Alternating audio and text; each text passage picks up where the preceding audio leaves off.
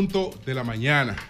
Buenos días, dominicanos, dominicanas, ciudadanos y ciudadanas del mundo. Julio Martínez Pozo. Los comentarios de los temas más importantes en el programa de mayor influencia de la radio y la televisión nacionales y de todas las plataformas digitales.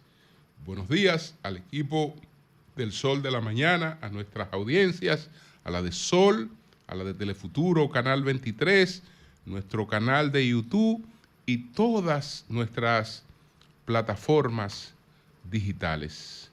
Nosotros, además de el tema de la tragedia de Yeset, pues tenemos otros temas. Está, bueno, el mundo hace suya la tragedia de Yeset. Con China, Trump encontró la tusa de sus posaderas. Y la extinción penal en el caso del señor Miki López en La Vega. Pero quiero reiterar en estos días de tantas condolencias, quiero reiterar pues nuestras condolencias a la familia Ortiz Bosch, a doña Milagros, por el fallecimiento de don Virgilio Ortiz Bosch. Falleció la noche del martes el destacado ciudadano Virgilio Ortiz Bosch, hermano de Milagros Ortiz Bosch y Fernando Arturo Ortiz Bosch y sobrino del expresidente Juan Bosch. Entonces, pues a los hijos de don Virgilio, que son Virgilito, Juan Alberto, Ada Virginia, Roberto, que es nuestro amigo, y Frida Ortiz, pues nuestras condolencias. Entonces, bueno, vamos a entrar en materia inmediatamente con todos estos temas de los que hemos planteado. Decíamos ayer que estábamos frente a la mayor tragedia que ha vivido el país en lo que va del siglo XXI y una de las mayores tragedias de nuestra historia. Pero nos hemos quedado cortos, porque lo ocurrido el pasado lunes en la discoteca Yeset, el mundo lo ha asumido como una tragedia propia y los principales líderes mundiales pues se han pronunciado en solidaridad, al igual que una gran cantidad de jefes de Estado y de personalidades de todas partes del mundo. Está, por ejemplo, un pronunciamiento del secretario general de la ONU, don Antonio Guterres. Están las condolencias del Papa Francisco con relación a lo ocurrido en la República Dominicana y muchas otras condolencias. Estamos bueno, el Papa Francisco, estamos hablando de Vladimir Putin, que se ha pronunciado con relación a esta tragedia. Estados Unidos, a través de su secretario de Estado, Marco Rubio, pues ha hablado de esta tragedia, y decía el señor Guterres que la ONU ha estado colaborando con las autoridades dominicanas y que sigue pues en disposición de continuar haciéndolo. Entonces, agradecer que esto se haya sentido no como un acontecimiento que ha ocurrido en un país, sino como una tragedia realmente que ha vivido el mundo, esta tragedia acaecida en el Yeset. Aquí tengo lo que planteó el secretario general de la ONU.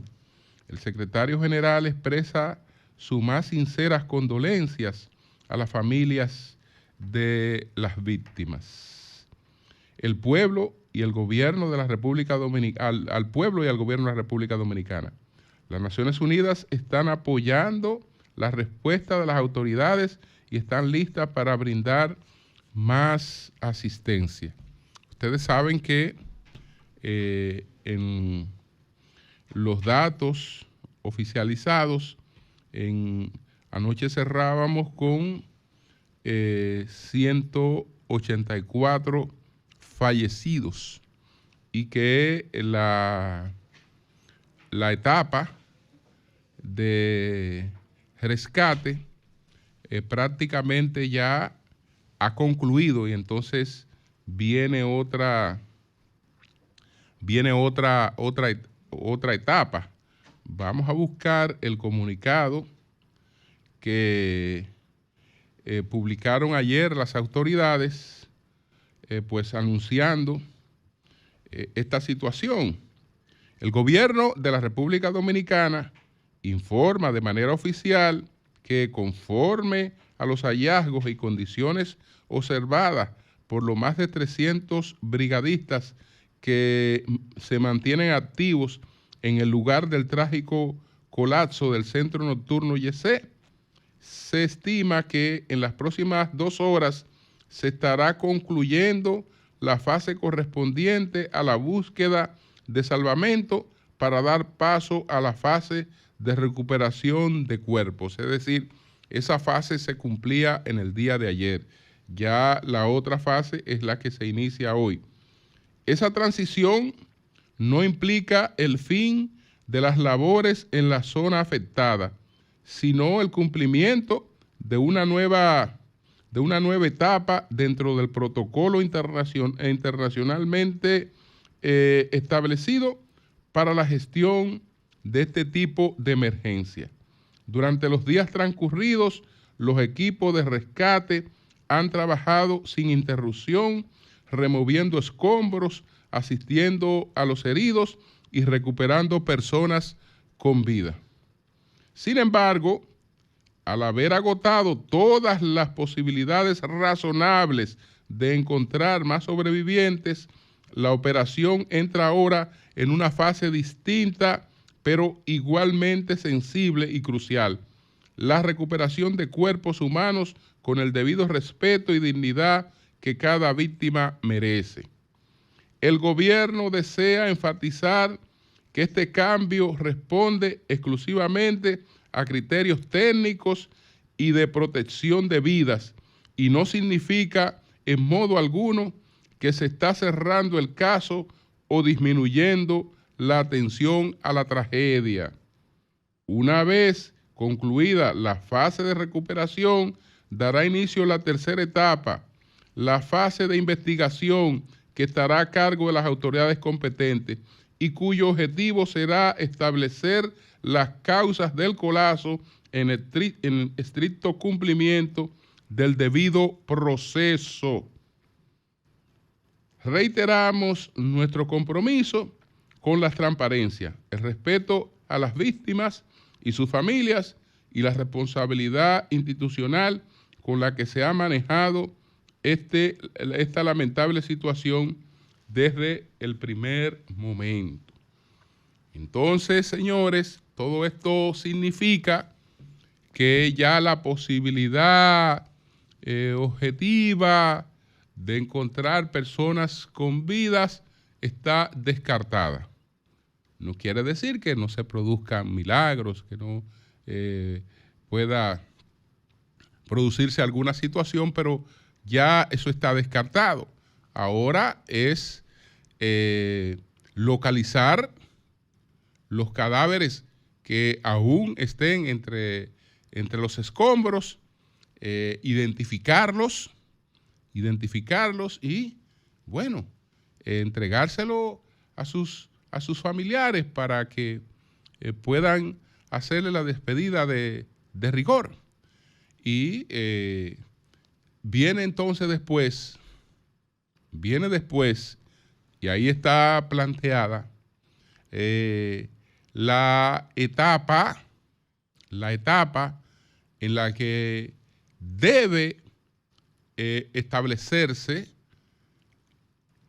con técnicos del más alto nivel, con expertos del más alto nivel y un equipo multidisciplinario. ¿Qué fue lo que pudo haber originado esa tragedia? Eso toca establecerlo. ¿Qué fue lo que pudo haber originado esa tragedia? Este tema no es para opiniones apresuradas, que cualquier persona que se entienda experta se pare frente a los escombros y empiece a escribir o a opinar sobre lo que supone, lo que intuye que pasó. No, señores, ahí estamos hablando de más de 200 muertos. Más de 200 muertos, y teníamos 184 anoche. Más de 200 muertos. Entonces, eso tiene que, con todo el rigor, quedar claro qué fue lo que dio origen a esa tragedia, qué fue lo que provocó esa tragedia. Como algunos países, incluyendo Estados Unidos, como la ONU, ha dicho que están en disposición de colaborar con las autoridades dominicanas, yo creo que, aparte de que los organismos correspondientes de la República Dominicana hagan su trabajo, pues nosotros, el país, pudiera gestionar un examen, un estudio internacional sobre lo que ahí ocurrió. Sin estarnos aventurando a opiniones absurdas,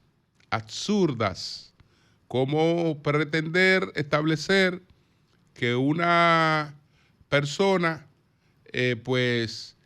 tenía conocimiento de supuestas fallas e iba todos los lunes y se colocaba bajo ese techo en ocasiones con su familia. Eso es imposible. Eso es totalmente absurdo pensarlo. Señores, hay que establecer qué fue lo que pasó ahí para que podamos ir a la otra etapa de todo lo ocurrido aquí, que tiene muchísimas implicaciones esa otra etapa. Muchísimas implicaciones, pero ya la tragedia ocurrió. Esas muertes son irreparables, son irrecuperables. Entonces, esperemos que esa otra etapa pues se lleve con todos los rigores y con toda la transparencia. Establecer qué fue lo que ocurrió ahí. Señores, miren, déjenme pasar a lo que está ocurriendo entre Donald Trump, porque no quisiera decir que entre Estados Unidos y China, sino entre Donald Trump y China. Ustedes saben que el presidente Donald Trump amaneció un día, aunque lo había anunciado, con unos aranceles recíprocos y con unos aranceles adicionales para varios países, entre ellos para China, para Europa, para varios países asiáticos que tenían aranceles por encima de los aranceles que generalizó para todos los que tienen intercambio comercial con Estados Unidos, que es un arancel de un 10%. Que ese arancel de por sí tiene un grave impacto para todas las economías. Pero bueno, ese era el arancel suave. Había otros aranceles que parece que se adoptaron desde el principio con la intención de variarlo. Fíjense que la semana anterior los mercados bursátiles experimentaron un alivio cuando se difundió el rumor de que Donald Trump había quitado los aranceles por encima del 10 para todos los países y que lo había dejado solo para China. Y el propio Donald Trump se apresuró a desmentir eso, que no era verdad que él había adoptado esa medida. Parece que la medida estaba pensada y se filtró, porque esa es la medida que él anunció ayer, y esa medida ya se había filtrado y había tenido un impacto en los mercados bursátiles solo por su filtración. Cuando él la desmintió, pues los mercados bursátiles retrocedieron. Ahora la ha adoptado de nuevo. ¿En qué consiste el asunto? Que él ha dado 90 días de plazo para todos los países a los que le había establecido un arancel por encima del 10%. En estos momentos nadie, excepto China, tiene aranceles por encima del 10%. Entonces hay una pausa de 90 días en eso para hacer las negociaciones con esos países. Pero la forma burlesca como él ha manejado este tema es un componente que realmente va a afectar mucho a los Estados Unidos. Él dijo literalmente que 75 países le han besado la parte de las sentaderas para buscarlo, no en la expresión vulgar que usó, en la expresión humillante, abyecta, vulgar que usó. Es decir, todo el que se ha acercado a él o al gobierno de Estados Unidos con la finalidad de buscar entendimiento, de buscar diálogo para este tema de los aranceles, él los ha humillado diciendo que le están besando el trasero. Eso ha dicho él. Bueno, si nos llevamos de su propia expresión de que 75 países le están besando las sentaderas, entonces hay uno que no está haciendo eso. Hay uno con el que él entonces se encontró lo que un refrán popular dominicano dice, la tusa de sus posaderas. Con China él encontró la tusa de aquello, la tusa de sus posaderas. Porque lo que más indignado lo tiene a él con China es que cuando él, que desde el principio le puso un castigo a China de un 20% de que para que colabore con la cuestión del fentanilo, cuando eso ocurrió, él se mofó de Canadá y de México que lo llamaron. Lo llamaron inmediatamente. China nunca lo llamó. Le dejó su 20% ahí. Por la cuestión del fentanilo. ¿Y qué hizo China? Le estableció un 20%. Entonces, él cuando adoptó la medida de los aranceles, le estableció sobre ese 20% un 34% a China. China no lo llamó absolutamente para nada, sino que le respondió con un 34%. Ahí dijo que China era una irrespetuosa, es decir, China haciendo lo mismo que él hace, China no tiene derecho a colocarle aranceles recíprocos. China era una irrespetuosa. Y entonces los aranceles que eran de un 54%, que eran de un 34 más un 20, él lo llevó a un 84 más 20, es decir, a un 104%. Bueno, entonces China le llevó los aranceles, le mantuvo los mismos 20 que él había puesto por el fentanilo, pero a los 20 por el fentanilo le agregó un 84%. Así que China llevó los aranceles a un 104%. Bueno, él ayer indignado dijo que China era una irrespetuosa y que los aranceles con China ahora son un 125%. No hay que ser adivino para anunciar que China hoy no haría otra cosa que llevar sus aranceles también al mismo nivel de 125%. En definitiva, ¿qué está haciendo este hombre? Llevando a la destrucción, porque aunque él cambie eso, lo que él está haciendo con un grupo de empresas estadounidenses, incluyendo Apple, es destruyéndola totalmente. Porque usted se imagina que para que entre un iPhone a Estados Unidos haya que pagar un 125% de arancel. Es decir, ese teléfono realmente se sale de mercado. O esa computadora, ese iPad, todo eso se sale de mercado. Pero yo estoy mencionando una sola empresa, que no hay una sola tecnológica que no fabrique en China. Entonces, es una cuestión que no se resuelve así por así. Mire, cuando vemos los datos más objetivos, 2024, comercio entre China y Estados Unidos fue de 585 mil millones de dólares.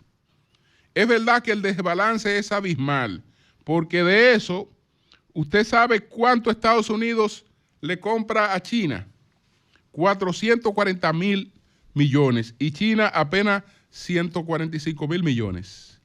Él quiere reducir ese déficit fiscal, pero es difícil, porque cuando usted ve lo que Estados Unidos exporta a China y lo que China exporta a Estados Unidos, aunque el nivel de porcentaje parezca que son cosas iguales, por la cuestión de los precios son muy distintas. Por ejemplo, Estados Unidos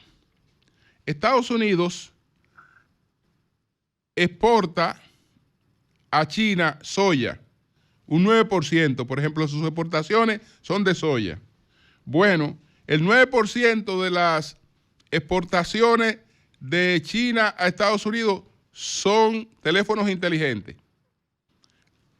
Ya ustedes pueden ver una variación de precio entre vender soya y vender teléfono inteligente. Es decir, que aunque sea de un 9% igual, cuando usted calcula el costo, la diferencia es abismal.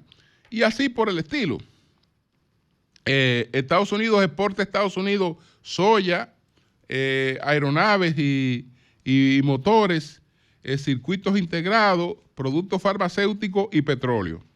China exporta a Estados Unidos celulares, computadoras, baterías para los carros eléctricos, juguetes y equipos de telecomunicaciones.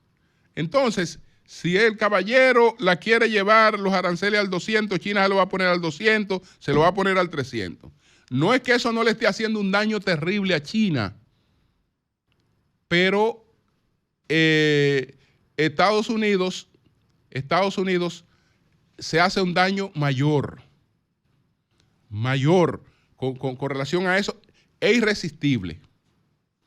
Pero como el que le llama a él para ponerse de acuerdo, lo que hace es aquello que él dijo, entonces ahora es que menos China lo va a llamar. Él se muere por una llamada de Xi Jinping, que no se la ha dado en ningún momento, y menos ahora después de lo que él dijo ayer. Menos después de lo que dijo ayer.